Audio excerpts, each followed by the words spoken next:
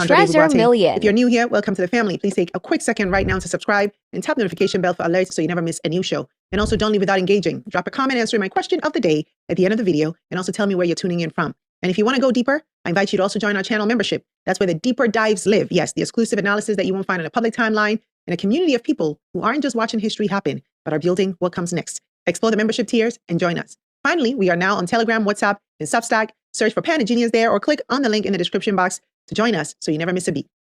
Now to today's show. Is the ceasefire done? Is the MOU dead? To me, I think it's over. I don't want to deal with them anymore, this scum. As far as I'm concerned, it's over. That was U.S. President Donald Trump on Wednesday, saying an interim agreement meant to end the war with Iran was effectively over. His comments came as the U.S. military said it was launching another wave of strikes on Iran, marking the latest escalation in the conflict. U.S. Central Command said the attacks were designed to degrade Iran's ability to threaten shipping through the Strait of Hormuz, a vital route for global oil supplies. Washington said the operation followed an attack on 3 cargo ships transiting the strait the day before. Speaking at the NATO summit in Turkey, Trump defended the military response. They're sick. There's something wrong with them. We said, go and do your funeral stuff. And instead of that, they start shooting rockets at ships yesterday. And so we hit them very hard last night. Very hard. I would say 20-1, 20 times tougher. Iranian media reported explosions in several cities along the country's southern coast, including Bandar Abbas, home to Iran's largest port and key naval facilities. Iran has not claimed responsibility for the ship attacks and has responded with a second day of attacks on Kuwait and Bahrain, both home to U.S. military bases. Before we get into the numbers, let's make sure everyone's on the same page, because if you've only been half following this story, here's what you need to know. This war started on February 28th, 2026. The U.S. and Israel launched coordinated airstrikes on Iran, targeting military sites, nuclear facilities, and Iran's leadership directly. Iran's supreme leader, Ali Khamenei, was killed in that first strike. Iran responded fast. Missiles on Israel, missiles on U.S. bases across the Gulf, Bahrain, Qatar, the UAE. And then Iran did something that changed the entire global economy overnight. They shut down the Strait of Hormuz. Now, if you don't know why that matters, the Strait of Hormuz is one of the most important waterways on the planet. Somewhere between 20 and 25% of the world's seaborne oil moves through it. About 20% of the world's liquefied natural gas moves through it too. When Iran closed it, tanker traffic didn't slow down, basically stopped. That's when oil prices exploded. Brent crude surged as much as 70% at the peak of the crisis. The International Energy Agency actually called it the largest supply disruption in the history of the global oil market. There have been ceasefires. There was one in April. Another deal got signed at Versailles in June. But my people, as of this week, that ceasefire is falling apart. The U.S. has hit Iran with over 170 strikes in the last 2 nights alone. And Iran's hit back at U.S. bases in Bahrain and Kuwait. Sirens went off in Jordan yesterday. Iran's former supreme leader, Ali Khamenei, is being buried this week in Mashhad. His son and successor, Mojtaba Khamenei, hasn't been seen publicly since taking over the role back in February. And going into this week, it's still unclear whether he'll show his face for the first time at his father's funeral. So this is not a closed chapter. This is a live, ongoing crisis, which is exactly why the numbers we're about to break down matter right now. Not as a retrospective, but as a preview of what could get worse. Hundreds of millions of Africans have been forced to adapt to higher fuel costs in the past month because of what's happening here. From South Africa to Egypt, fuel costs across the continent have jumped. The steepest rise of around 65% is in Nigeria, one of Africa's leading oil producers. Oil prices here are deregulated, which means they're determined by market forces and not the government. Also, the country imports refined fuel products because of its limited domestic refining capacity.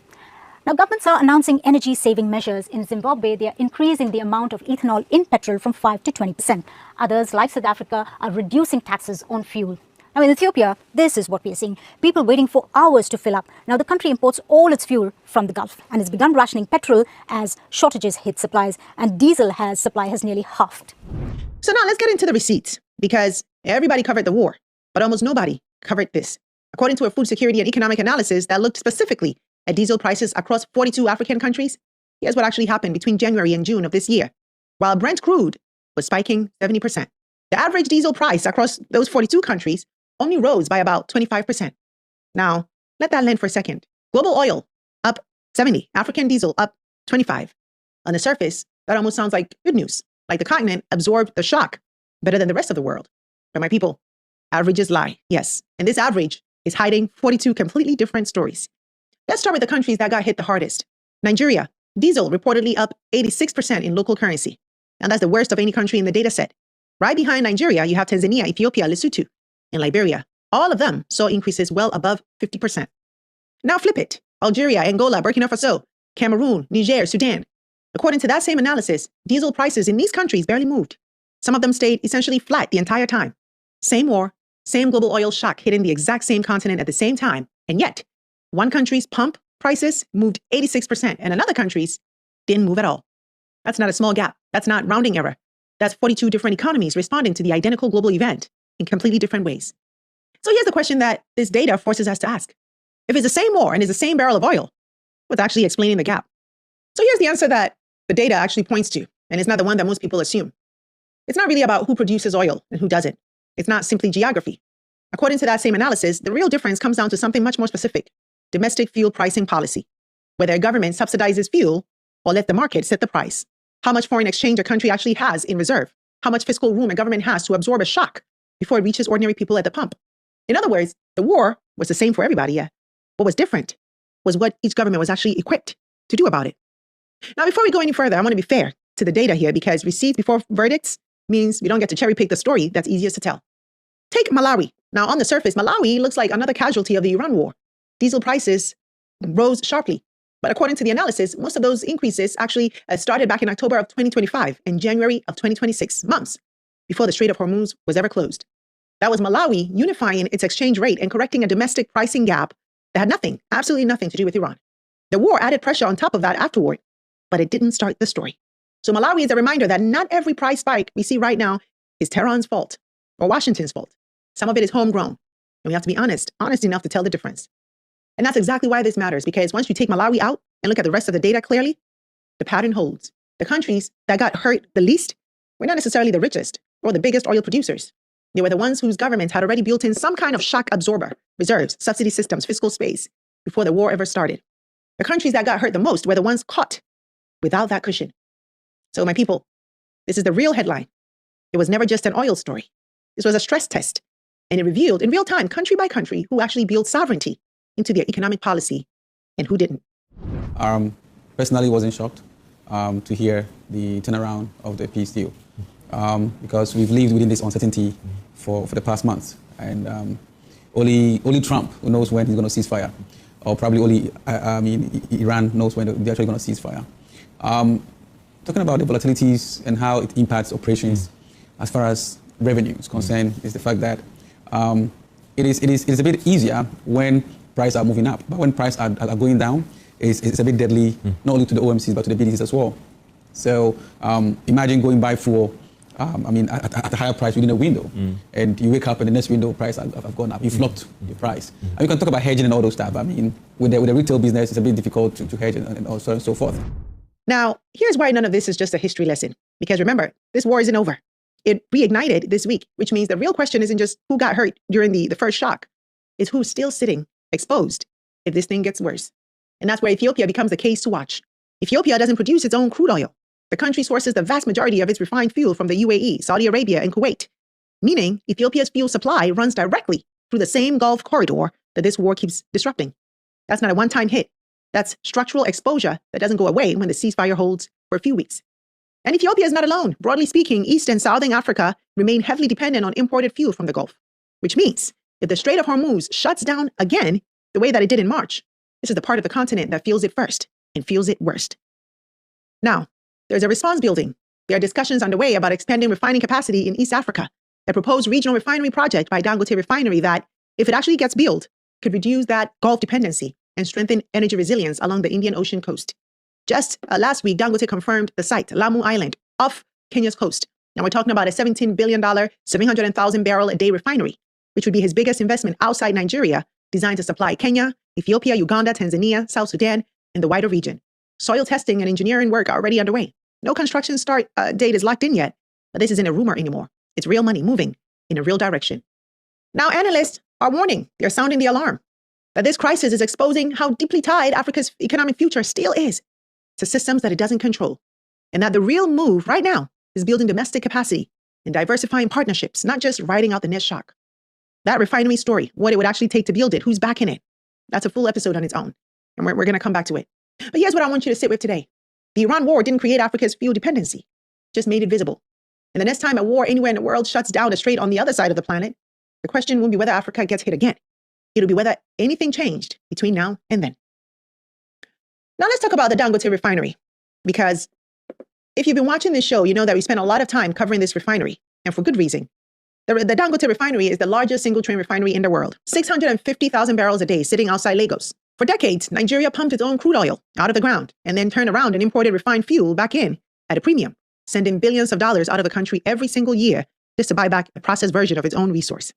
Dangote was supposed to end that, and in a lot of ways it has. It's reduced Nigeria's import bill. It's brought fuel production home, and it's given Nigeria something it hadn't had in decades, the physical capacity to refine its own oil. So here's the question that I had to sit with as I was reviewing this data.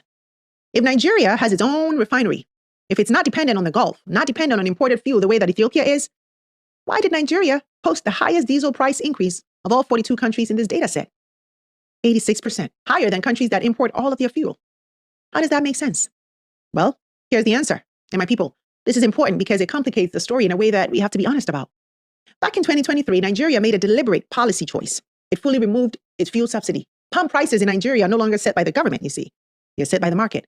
That means even fuel that is refined right there in Lagos still gets priced against international crude benchmarks and against the Naira exchange rate. When Brent crude spiked past $100 a barrel after the Strait of Hormuz closed, Dangote's own petrol price jumped from 774 Naira to 1,200 Naira per liter. Now, according to reports, a Dangote official actually said that the company was absorbing part of that increase rather than passing the full cost to customers. But even with that cushion, a massive price jump still reached the pump. So let's be clear about what actually happened here. Nigeria wasn't exposed because it lacked capacity. Nigeria was exposed because of a policy decision made 2 years ago, before this war even started. The decision to deregulate and remove the subsidy cushion that used to sit between global oil shocks and ordinary people's wallets. Now compare that to a country like Algeria or Sudan, where prices barely moved. It's very likely that those governments still run subsidies or price controls, meaning the state is absorbing the shock instead of the consumer. That protects people at the pump, but it comes at a real cost to that government's treasury every single day that the subsidy stays in place. So here's what this actually shows, my people. Here's what it means. There isn't just one kind of sovereignty. There's refining sovereignty. Do you have the physical capacity to process your own oil? And then there's pricing sovereignty. Does your government still have the policy tools to shield its people when the world catches fire? Now, Nigeria has the first now, yes, but it gave up the second. And that's a much harder, much more honest story than Nigeria has a refinery. So Nigeria should be fine. So let's bring all of this home. What does this actually mean in practice? Well, it means the old story, that when the world has an oil shock, Africa suffers. It's too simple to be useful anymore. This war didn't produce one African outcome. It produced 42. And the difference between those 42 outcomes was in luck. And it wasn't just about who has oil in the ground. It came down to policy choices that governments made, some of them years before this war even started. Nigeria proved that owning a refinery isn't the same as owning your pricing. Algeria and the CFA friend countries proved that a subsidy can shield your people, but it's a bill that comes due somewhere every single day that it stays in place. And countries like Ethiopia proved that if you don't control your own fuel supply at all, you're exposed, no matter what else you get right. So here's what this crisis should be telling us. Refining capacity matters, but it's not the whole answer. Foreign exchange reserves matter. Having an honest, sustainable subsidy framework, not one that collapses the moment a crisis outlasts the treasury, matters.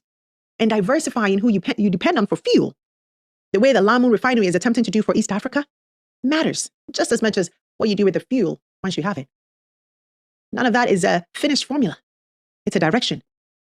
Now, here's why this isn't just something for finance ministers to sit with. This is something for you to sit with too, because these are the policy choices that your government is making right now with your money, whether you're watching them or not. The next time your country's pump prices move or don't move, you now know the right question to ask. Is that the global market? Or is that a choice that somebody in the government made? Is it being cushioned by a subsidy? And if so, who's actually paying for that cushion down the line? That's not a question for economists. That's a question for citizens. And so before you go, let me hear from you in the comments. What does this story tell you? And if you're on the ground, how has this war impacted you? Let me hear your stories and perspectives in the comments. And before we close out today, if this is the kind of sovereignty conversation you want to be having in person, not just watching from a screen, that's exactly what the Ghana Homecoming Tour is built for. February 2027, Accra. Because the same governments we're talking about building fiscal resilience are the same ones that Diaspora Capital could actually help strengthen if we show up. So click on the Homecoming Tour link in the description box to learn more, complete the form, and someone from my team will reach out with more information. So that's all I have for you for now. Thanks for joining me, and be sure to follow me on IG at Sanjoy Baby Boateng. Until next time, take care.